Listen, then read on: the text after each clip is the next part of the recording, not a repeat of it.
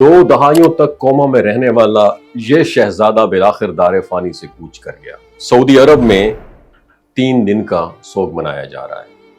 बाज कहानियां ऐसी होती हैं जो ना सिर्फ इंसान की आंखें नम कर देती हैं बल्कि दिल के किसी कोने में खामोशी से जगह भी बना लेती हैं। सऊदी अरब के मारूफ ये स्लीपिंग प्रिंस यानी शहजादा वलीद बिन खालिद बिन तलाल की कहानी भी कुछ ऐसी है। एक बेटा जो 20 साल तक दुनिया में मौजूद रहा लेकिन आंख खोले बगैर, लफ्ज कहे बगैर, बस खामोशी की एक जिंदा तस्वीर बना रहा। 2005 में पेश होने वाले एक रोड एक्सीडेंट ने नौजवान शहजादा वलीद को कोमा में धकेल दिया। उसके बाद न कोई जुम्बिश, न कोई आवाज, बस एक गहरी नींद जिसने 2 दहाइयों तक एक बाप की जिंदगी बदल दी।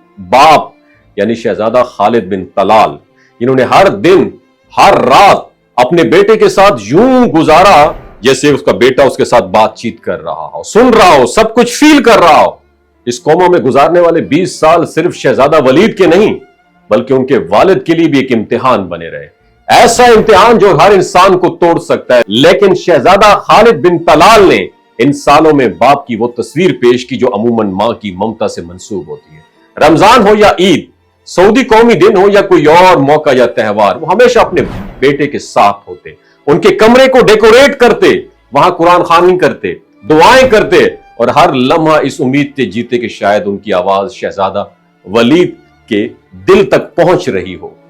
कभी कभी इंसान के पास सब कुछ होता है दोस्तों, दौलत, इख्तियार, ताकत, लेकिन वो एक लम्हा, एक नजर, एक गुफ्तगू के लिए तरसता है और यही हाल खालिद बिन तलाल का भी था। वो सब कुछ होने के बावजूद अपने एक बेटे की एक झलक, एक सांस, एक इशारे के मोहताज रहे। उन्होंने दुनिया के बेहतरीन डॉक्टर्स, महंगे तरीन हॉस्पिटल्स, हर मुमकिन मेडिसिन और इलाज की कोशिश की, लेकिन जिंदगी के फैसले इंसान के इख्तियार से बाहर होते हैं। शहजादा वलीद बिन खालिद की वफात की खबर ने पूरे अरब मीडिया और सोशल मीडिया पर अफसुर्दगी की लहर दौड़ा दी। उनकी वालिद की वो तमाम दुआएं, आंखों की नमी और बेटे के कमरे में गुजरे लम्हे आज एक दर्दनाक कहानी बन चुके हैं। लेकिन इस कहानी में एक सबक छुपा हुआ है, सब्र का, मोहब्बत का और उस कनेक्शन, ताल्लुक का जो रिश्ते से नहीं एहसास से जन्म लेता है।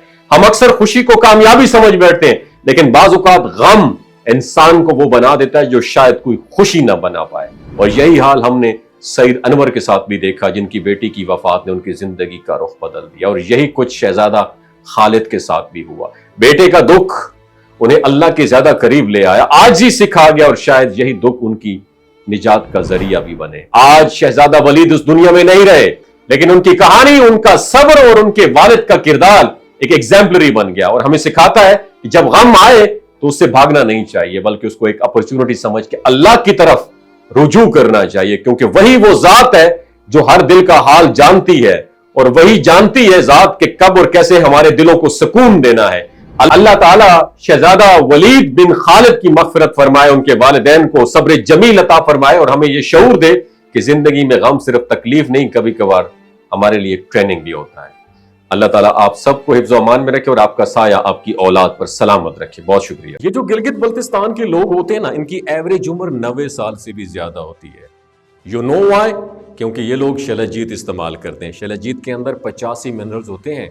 अगर आप चीज़ों को जल्दी भूल जाते हैं, मर्दाना कमजोरी महसूस करते हैं, औलाद जैसी नेमत से महरूम है और आप स्पर्म काउंट आपके कम है, टेस्टोस्टेरोन हार्मोन इम्बैलेंस है, आप सदाबहार जवान नजर आना चाहते हैं, खून की कमी को दूर करना चाहते हैं, हड्डियों जोड़ों के दर्दों से निजात हासिल करना चाहते हैं, मोटापा कम करना चाहते हैं, तो डॉक्टर असद महमूद की प्योर एंड नेचुरल शलजीत जरूर इस्तेमाल करें।